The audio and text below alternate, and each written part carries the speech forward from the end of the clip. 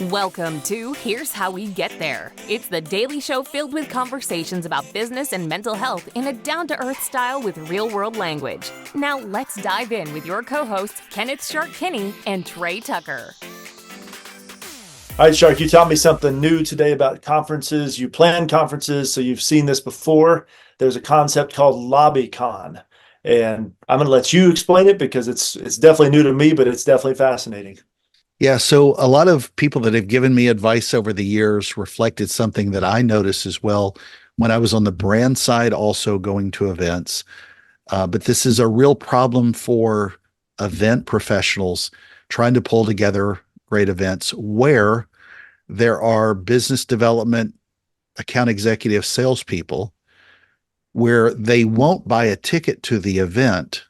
They try to have all their meetings in the lobby. And I remember going to an event several years ago where I was a speaker. I was keynoting an event in Vegas, and I'm walking around. I'm coming back down from my room, and I see this guy named Howard. And he was at one of the casinos sitting in a seat next to a slot machine.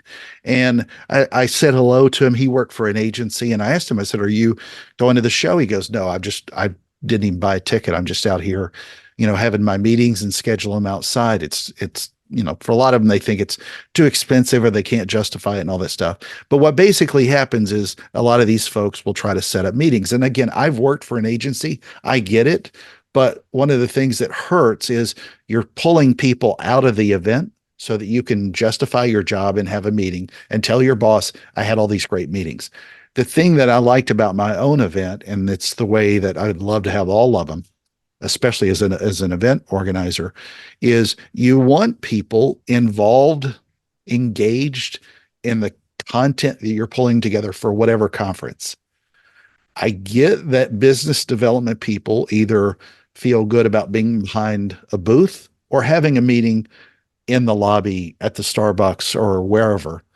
But at the same time, I had somebody come up and ask me from a networking perspective who didn't even realize he had two people at his table he could have been selling to that were with large brands.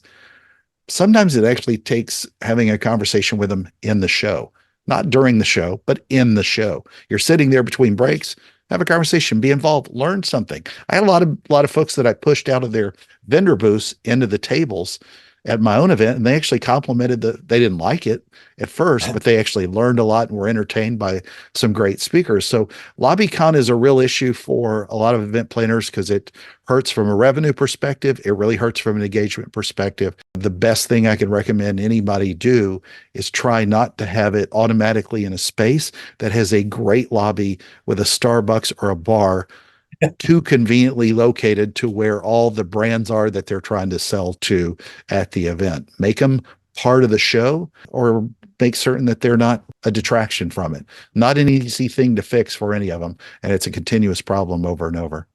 Thank you for joining Shark and Trey on the Here's How We Get There show. Make sure to rate, review, and subscribe to the show and visit here'showwegetthere.com. That's here'showwegetthere.com.